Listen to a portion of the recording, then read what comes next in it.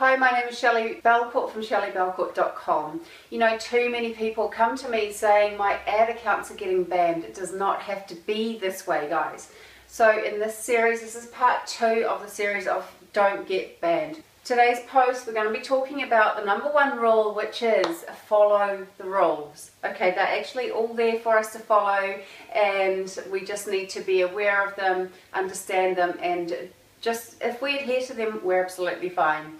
So when you think about the number 1 goal of the advertising platform, whether it be Facebook or Google or Yahoo or YouTube, wherever, is to give a good user experience. So the people that are on their platform aren't getting negative experiences, and that's what the rules are for regarding the advertisers. Okay, so we need to be aware of giving people a good experience, and if you keep that in your mind, we need to be accurate and relevant in our ads. Okay, so I'm going to go through 3 points here, and look, if you are someone who wants more coaching, we actually have twice weekly coaching where we go through how we set up ads, you know, what marketing strategies. There is an application underneath this video, but these 3 areas are where we hold control in our advertising: the copy, the words we write, the links where we're sending people, and the images, okay, on our ads. So we're going to just break these 3 down. So ad copy. Right, the first thing is spammy words. Now, don't be using spammy stuff in your ad copy. You know, it's not necessary, and depending on what your niche market is, you know, you get like the MLM words, biz, don't be using like the spammy types of words. False promises.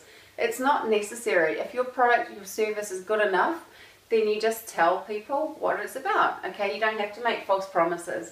That will get you banned really quickly. Obviously, profanity or any words that are illegal or not necessary, don't use them. Okay, don't try and be too shocking. Great to get attention of your readers, but you don't need to be doing it in such a way you're going to break the rules. So grammar, always use good grammar, and you know, punctuation, capitalization. You know, those are the sort of things that if people are writing all in capitals or using exclamation mark, which is a tongue twister, you know, that is going to get you banned. Don't do that. Just be normal. Remember, you're talking to the person that you want in your business or that you want to buy your product. So, you know, just think about what they would like to see and make sure that your copy adheres to that. Okay, so the links, the next one is the links. So as I mentioned in part 1, banned links is a big problem in some businesses. Okay, some people have done the spammy thing. They've got a company link banned, or maybe it's you on your website from previously not advertising properly. You want to make sure that your link is not banned. Okay, and if it is, you have to go another route. You have to either create another website or make sure that your landing page link is not a banned one. The link's not being related. So let's say I've promised somebody in the ad, you know, a health product to increase your energy, and then I send them to a political page. Okay, that's an example where it's not related. That will get you banned. Okay, so make sure that it's very related and relevant. Redirects, these are quite common. It's kind of a sneaky way where you send people to a particular link, but you redirect that link to another site. That can be done, but I absolutely don't recommend it. You know, it's always good to keep with the rules. Don't be tricky, don't be sneaky, don't try and beat these platforms. They're much bigger, they're much more clever. They've always got ways to figure out if this is happening. So, you know, if you're sending them to a certain page, then don't redirect it to something else afterwards, okay? Now, often in a platform, display URL I've put here. So often you can write your actual, and when you're setting up your ad, you can write your URL that it's sending to, and then there's a option to say what your display URL is going to be, so what people will see. So a lot of people will change that display URL to make it look more relevant to your ad. I don't recommend that. I think this display URL is an opportunity maybe just to shorten. So maybe if you've got a long link like shellybelcourt.com / get da da da da, just shorten it to like shellybelcourt.com, and that's what you put in the display URL area when you're setting up your ads, okay? Just don't get too tricky, don't be too cute, alright? Just always stick to what it is. And obviously no illegal, I mean this is kind of silly, but I wanted to put it in here, just don't be sending people to any illegal links or sites, okay? So now we're going to look at the image roles, okay?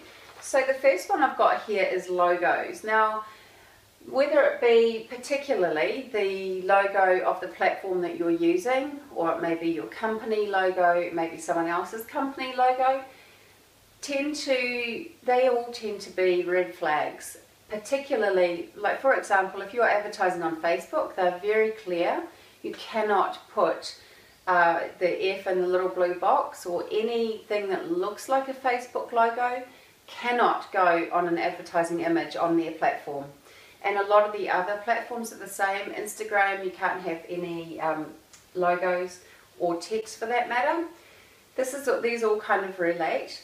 And talking about text, for example, Facebook only allow 20% text. So you can't put up a big ad just with words on the image, okay? They're not going to allow that.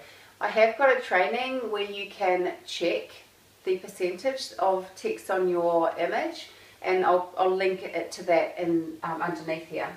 So copyright, don't be using any copyright photographs or words on your image. Other companies' copyrighted stuff, it's not worth it.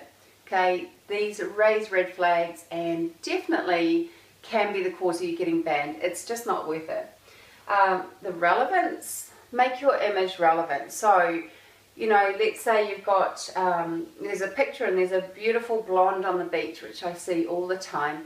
And then, you'll go through and it's an ad for a, book company.